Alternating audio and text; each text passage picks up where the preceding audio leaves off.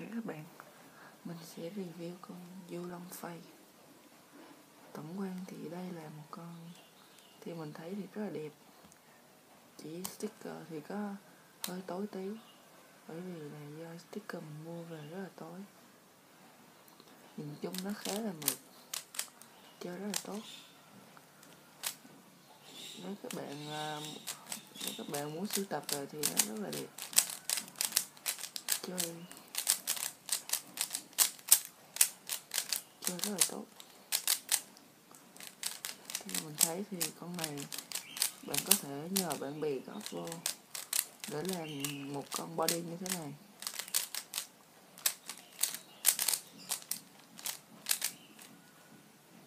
Tổng quan bạn nên có một con như thế này để ở bộ sưu tập của mình, hoặc là lấy dùng để chơi, rất là mượt mà sau khi vệ sinh sạch sẽ cái áo lẫn nhựa.